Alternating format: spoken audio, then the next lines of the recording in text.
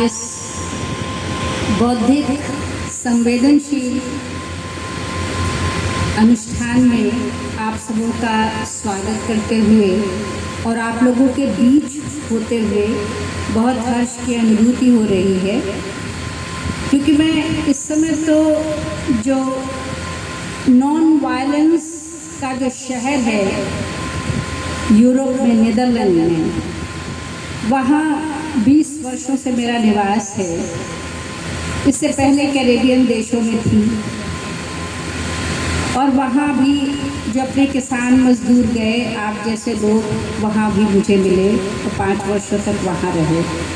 तो आप सब लोगों को उस वैश्विक दृष्टि के साथ मैं विशेष नमन करती हूँ।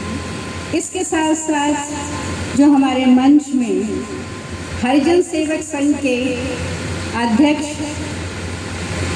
वंदनीय इसलिए कि गांधी दर्शन के वो आराधक और साधक हैं, इसलिए मैं उनकी वंदना करती हूँ। और हिंदी यूनिवर्स फाउंडेशन और आचार्य कुल की ओर से और international non violence peace academy जो नीदरलैंड में है और सूरीनाम में guardian of earth and global culture संस्था है, उन सबकी ओर से मैं प्रोफेसर डॉक्टर शंकर कुमार सान्याल जी का मैं स्वागत करती हूँ। और इसके साथ साथ रमेश भैया और मंच में बैठे हुए हमारे सभी गांधी जी के चिंतक और आराधक मित्रों को भी मेरा नमन है। सुबह से जो ये अनुष्ठान चल रहा है और आपने केरल के राज्यपाल को सुना, तो आपके हृदय की पृष्ठभूमि बन चुकी है और आपने देखा कि किस तरह से उन्हें गीता और तुलसीदास अपनी भारतीय संस्कृति के विरासत की समर्थन की जब वो बात करते हैं तो वो खुद भी, उनका हृदय उससे समर्पित है, उससे शक्ति अर्जित करता है। और इस तरह से एक भारतीय अस्मिता जो उनके हृदय में प्रतिष्ठित है, उसका आपने शाब्दिक विवेचन उनके द्वारा सुना। अपने शंकर कुमार सान्याल जी को सुना और जैन धर्म के प्रवर्तक जो लोकेश मुनि जी हैं, उन्हें भी सुना। इन सब लोगों के जो कहा वो भाषण नहीं था, वो उनके मन और मानस की, चित्त और चेतना की जो साधना है, उस साधना के उद्गार थे। अभी आपने वक्तव्य सुनाई, जो सद्भावना दिवस आज मनाया जा रहा है, जिस भावना का अभाव होता जा रहा है वो सद्भाव है। उस सद्भावना के अभाव को देखते हुए अभी आपने बहुत ही झंकार भरा और सद्भावना के लिए उत्प्रेरित करने वाला संभाषण सुना। गांधी जी मानवता के आराधक थे और साधक थे। तो मानवता के ऐसे साधक और आराधक महात्मा गांधी, जो अफ्रीका से लौटने के बाद महात्मा के रूप में लौटे और उन्होंने साधना की। जब व्यक्ति सेवक बन जाता है तभी वो महात्मा हो पाता है। और जब वो हरिजन शब्द अब बहुत गहरे अर्थों में भी पूरे राष्ट्र के लिए शब्द है। अगर गांधी जी ने इस हरिजन शब्द का विशेष अर्थ में प्रयोग किया था, तो आज हमारा राष्ट्र हरिजन का दूसरे अर्थ में प्रयोग कर रहा है। हमें इस समग्रता में इस शब्द को लेना चाहिए और पूरे देश के विकास के बारे में सोचना चाहिए। मानवता एक ऐसा शब्द है जो सिर्फ भारत के लिए नहीं, राष्ट्र के लिए नहीं, पूरे विश्व के लिए है। अपने भारत के पास चिंतकों और आराधकों की जो विरासत है, उस शक्ति को, उस शब्द शक्ति को, इसीलिए हमारे शास्त्रों में शब्द को ब्रह्म कहा गया है और मैं उसे ब्रह्मास्त्र कहती हूँ, जिसे हम अहिंसा के लिए इस्तेमाल कर सकते हैं। हिंसा के गर्भ से पैदा होने वाला ये अहिंसा का शब्द, जिसकी उपासना शब्दों के माध्यम से की जा सकती है और की जानी चाहिए। आज पूरे विश्व को गांधी जी की ज़रूरत है। और भी एक रिकॉर्डिंग के लिए एक पत्रकार आए थे, तो शंकर दा ने बताया कि कितने देशों में मूर्तियां लगी हुई हैं गांधी जी की, बहुत सम्मान के साथ लगी हुई हैं। हर देश के सिटी सेंटर में महत्वपूर्ण लोगों के साथ उनकी मूर्तियां हैं। इससे ये स्पष्ट है कि उन मूर्तियों, गांधी जी को मूर्ति को के रूप में स्थापित करके वो गांधी के दर्शन का प्रचार पूरे विश्व में करना चाहते हैं। नीदरलैंड में रहते हुए मैंने जो दूतावास का सांस्कृतिक केंद्र है उसका जब नाम रखने की बात हुई तो उसका गांधी केंद्र नाम रखवाया। और उसका कारण सिर्फ ये था कि अगर international piece justice court den Haag में है तो den Haag में भारत के सांस्कृतिक केंद्र का नाम हमें गांधी केंद्र रखना चाहिए। और 3 जगहों पर नीदरलैंड देश में गांधी जी की मूर्ति लगवाई और 2 अक्टूबर के दिन उन मूर्तियों पर माल्यार्पण होने के साथ साथ सेमिनार और कॉन्फ्रेंस होते हैं। इसके अलावा जो नीदरलैंड में गांधीवादी लोग हैं, गांधी के दर्शन को मानते हैं, वो पदयात्रा करते हुए बेल्जियम पहुंचते हैं और बेल्जियम में जो केंद्र है यूरोपियन यूनियन का, वहां जाकर अपनी बात कहते हैं। तो गांधी के दर्शन का जो स्वरूप है वो बहुत वैश्विक है।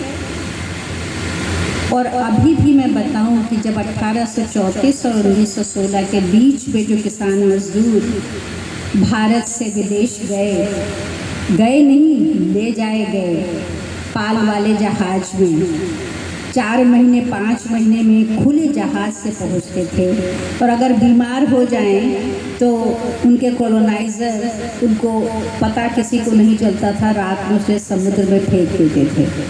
तो इतनी कष्टपूर्ण यात्रा के बाद जो हिंदुस्तानी विश्व के भारतवंशी बहुल देशों में हैं, वे तब भी गांधी जी को मानते थे और आज भी वैसे ही मानते हैं।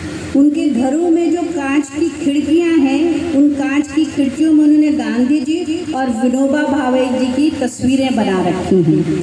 आस्था का ये स्वरूप है वहाँ।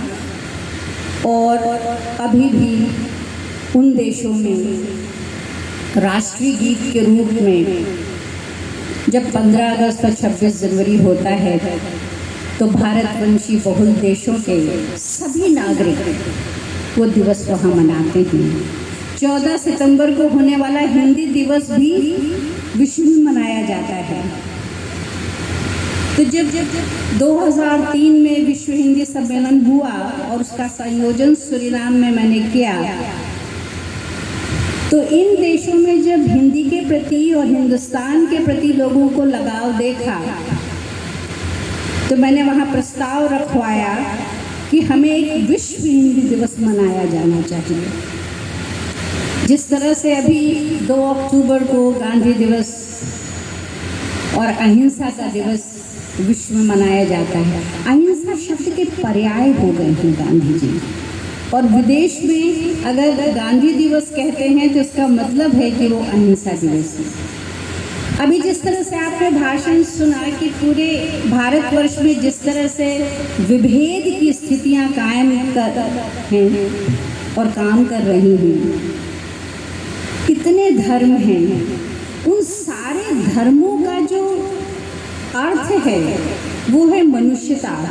तो मुझे लगता है कि हम लोगों को अब एक आज की सभा में सद्भावना दिवस में मानव धर्म के रूप में सभी धर्मों का विलय मान लेना चाहिए और इसकी एक घोषणा करनी चाहिए कि सद्भावना का विकास भारत सहित पूरे विश्व में तभी होगा जब धर्मों से परे जाकर हम धर्म की सिर्फ बात करेंगे और दूसरे धर्मों के जो आवरण हैं उनको हम हटा देंगे। इसी तरह को लेकर मैंने एक कविता लिखी और वो कविता है राष्ट्रीय ध्वज ही राष्ट्र का ईश्वर है। और इसका मैं सब जगह पाठ करती हूँ कि जिस दिन हम अपने राष्ट्रीय ध्वज को राष्ट्र का ईश्वर मान लेंगे उस दिन सारे भेदों से परे चले जाएंगे और राष्ट्र के प्रति हमारी भक्ति, राष्ट्र के विरासत के प्रति हमारी भक्ति और राष्ट्र को समर्पित हुए लोगों के प्रति हमारी भक्ति जागृत हो जाएगी। तो पहले मैं उस कविता का पाठ करती हूँ और ये सारी भूमिका और व्याख्यान इसलिए भी था कि संभवतः वो उस कविता का भी वो था। कविता है राष्ट्रीय ध्वज राष्ट्र का ईश्वर है। विदेशों में भारतीय हृदय ही मातृभूमि है जिसमें लहराता है तिरंगा। विदेशों में भारतीय हृदय ही मातृभूमि है जिसमें लहराता है तिरंगा, अपनी विरासत के गीत गुनगुनाता हुआ।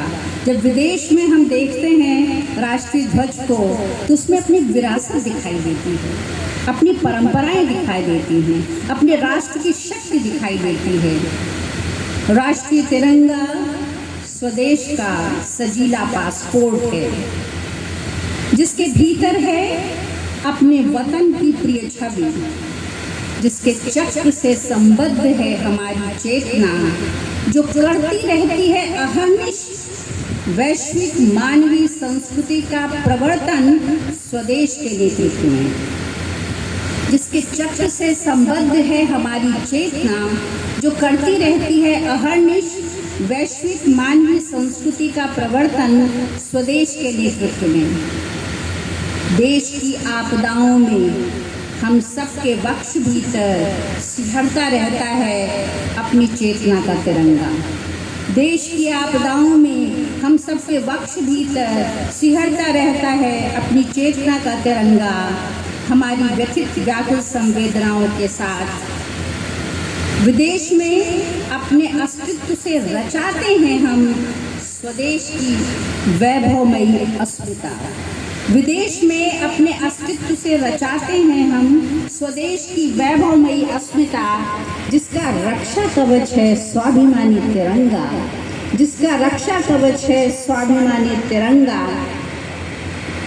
विदेशी वसुधा पर विश्व के अन्य राष्ट्र ध्वजों के बीच भारतीय तिरंगा मनुष्यता की प्राचीनतम विरासत को आधुनिकता के साथ हवाओं में लहराता है और विलय करता है अस्मिता, प्रगाढ़ आत्मीयता के साथ विश्व में अपने ही वैभव से झेलता है विश्व की चुनौतियां मानवता के पक्ष में अहिंसा की सत्याग्रही नीति के साथ। सृजनात्मकता ही समस्याओं का समाधान है। Creativity is the only solution in this world. सृजनात्मकता ही समस्याओं का समाधान है, जिसकी सृष्टि करती है नित्योद्घोष विश्व मानवता और पृथ्वी संरक्षण बोध तिरंगा की धारणा का है आध्यात्मिक जनक। अपना तिरंगा हृदय की धड़कन है, हम सब की तरह संपूर्ण विश्व में देश के लिए धड़कता और तपता हुआ। देश का राष्ट्रीय ध्वज ही राष्ट्र का ईश्वर है। देश का राष्ट्रीय ध्वज ही राष्ट्र का ईश्वर है। और इस कविता के बाद जो मैंने कविता लिखी, हमारे अध्यक्ष जी शंकर कुमार सान्याल जी प्रोफेसर साहब का अभी इस वर्ष 75 वर्ष पूरा हुआ, पर मेरी मुलाकात के बाद अगर 75 वर्ष नहीं भी पूरा होता तो ये कविता मैंने उनके लिए लिखी है। एक गांधी दर्शन को समर्पित एक साधक कैसा हो सकता है, तो हम सब के बीच प्रोफेसर शंकर कुमार सान्याल जी हैं और उनके सामने इस कविता का प्रथम पाठ मैं कर रही हूँ, जो इस पत्रिका में है और इसकी मैं प्रतियाँ आप लोगों को भेंट करूँगी, जिससे ये कविता भी आपके पास पहुँच सके। आप लोगों से निवेदन है कि इसे सुने। क्या समझ में नहीं आ रहा है तो वो भी बताइए कि अगर आपसी बातचीत आप लोगों के बीच में है तो कहीं इसलिए तो नहीं कि समझ में नहीं आ रहा है। कविता का शीर्षक है अहिंसा रागिनी के साधक। अहिंसा का भी राग है जो हमारे गांधीवादी लोगों ने बनाया है, जो उनके हृदय में बजता रहता है। उस रागिनी का नेतृत्व अहिंसा रागिनी के साधक प्रोफेसर शंकर कुमार सान्याल जी को समर्पित अपने सभी गांधीवादी मित्रों के साथ साधना के संकल्प और संकल्प की साधना के जीवंत पुरुष हैं शंकर कुमार सान्याल जी। साधना के संकल्प और संकल्प की साधना के जीवंत पुरुष हैं शंकर कुमार सान्याल। गांधी दृष्टि के विवेकी विचारक, मानवता के हित चिंतक, पृथ्वी के शुभ दृष्टा। गांधी दृष्टि के विवेकी विचारक, मानवता के हित साधक चिंतक, पृथ्वी के सुदृष्टा। मातृभूमि के गुण सूत्रों ने रचा है उनका समर्पित जीवन। मातृभूमि के गुण सूत्रों ने रचा है उनका समर्पित जीवन। उज्ज्वल धवल सब में जीते हैं खुद को और खुद में जीते हैं सबको। सब में जीते हैं खुद को और खुद में जीते हैं सबको। शंकर कुमार सान्याल जी की आंखों में झिलमिलाती है बा और बापू के सपनों की आंखें। शंकर कुमार सान्याल जी की आंखों में झिलमिलाती है बा और बापू के सपनों की आंखें। उनकी ही चाल को साधते हैं अपने विचारों के पाँव में। उनकी ही चाल को साधते हैं अपने विचारों के पाँव में। हास परिहास में विचारते हैं महात्मा के विचार। हास परिहास में विचारते हैं महात्मा के विचार। गांधी की दृढ़ता को बदलते हैं अपने दर्शन की मधुरता में। गांधी की दृढ़ता को बदलते हैं अपने दर्शन की मधुरता से। गांधी की दृष्टि ही उनके चित्त का अचंचल आईना है। गांधी की दृष्टि ही उनके चित्त का अचंचल आईना है। उनका मन चेहरे से अधिक आगंतुक के मन को पहचानता है। उनका मन चेहरे से अधिक पहचानता है आगंतुक का मन। उनकी वाणी में है विभोर की तान। उनकी वाणी में है विभोर की तान और भास्वरता का उजास। और भास्वरता का उजास। तृष्णाओं से परे, तृष्णाओं से परे, तृषा के लिए स्वयं तृषित रहकर, तृषा के लिए स्वयं तृषित रहकर बुझाते हैं प्यास। मानवीय संस्कृति के संघर्षकर्ताओं की तृषित रहकर बुझाते हैं प्यास। मानवीय संस्कृति के योद्धाओं की निज अंतस में हलाहल के हलचल की व्यथा व्याकुलता जीते झेलते हैं और विनम्रता से करते हैं निज अर्जन का विसर्जन। लोक हृदय चित्त में निर्मल विवेकी अंतर्दृष्टि से। कविता एक बार सुनी जाती है, दोबारा जब पढ़ती हूँ तो वो समझी जाती है और वो उतरती है श्रोता के मन में। दे सकते किसी को। मानवीय संस्कृति के प्रोधाओं की निज अंतस में, अपने हृदय में निज अंतस में हलाहल के हलचल की व्यथा व्याकुलता जीते झेलते विनम्रता से करते हैं निज अर्जन का विसर्जन। लोक हृदय हित में निर्मल विवेकी अंतर्दृष्टि के साथ, निर्मल विवेकी अंतर्दृष्टि के साथ। थोड़ा सा अंश और है। ईश्वरी योग को आयोजनों के संयोग से समायोजित करते हैं। महात्मा गांधी, बाबा विनोबा, श्री अरविंद और स्वामी विवेकानंद के जीवन प्रयोग को।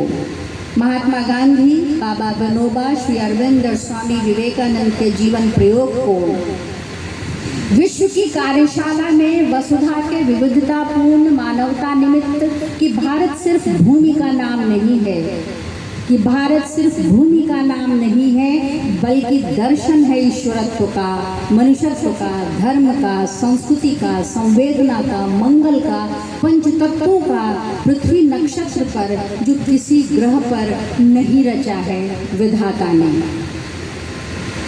विश्व मैत्री के लिए व्याकुल, विश्व मैत्री के लिए व्याकुल, मनुष्यता के शंखनाद निमित्त बेचैन घूमते अहर्निश रहते हैं सजग और सरल। विश्व मैत्री के लिए व्याकुल, मनुष्यता के शंखनाद निमित्त बेचैन घूमते अहर्निश रहते हैं सजग और सरल। अपनी उम्र की सीमा से आगे अपने जीते हैं समय की अनंत उम्र। अपनी उम्र की सीमा से आगे अपने में जीते हैं समय की अनंत उम्र।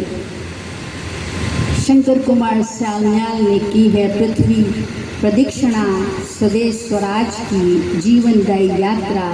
वे जन्मे हैं अहिंसा के जीवन की आत्मा के अनंत ज्ञान कोश से। वे जन्मे हैं अहिंसा के जीवन की आत्मा के अनंत ज्ञान कोश से, जिसमें समाई है शांति की अक्षय स्रोत, जिसमें जन्मता है अमृत मानवीय संजीवनी के लिए। और ये अंतिम पैराग्राफ, संस्कृति के संस्कारों से निर्मित शंकर कुमार सान्याल की संचेतना में स्पंदित है भारतीय मनीषा की अनश्वर जिजीविषा। संस्कृति के संस्कारों से निर्मित शंकर कुमार सान्याल की संचेतना में स्पंदित है भारतीय मनीषा की अनश्वर जिजीविषा, जिसमें सांस लेती है उनकी आत्मा। अपनी धड़कनों में जीते हैं वे अहिंसा के विचारों की ध्वनियों का आत्मीय निनाद। अपनी धड़कनों में जीते हैं वो अहिंसा के विचारों की ध्वनियों का आत्मीय निनाद, जो हठयोगी साधक के अनहद नाद सरीखा है, जो हठयोगी साधक के अनहद नाद सरीखा है। गोपनीय और रहस्यमय लेकिन मोक्ष सिद्ध, गोपनीय और रहस्यमय लेकिन मोक्ष सिद्ध। इन्हीं शब्दों के साथ मैं बहुत धन्यवाद देती हूँ कि आप लोगों ने सुना। वो दिव्य पुरुष आप सबके सामने है, जिससे कि समझने में भी सुविधा होगी। बहुत बहुत धन्यवाद।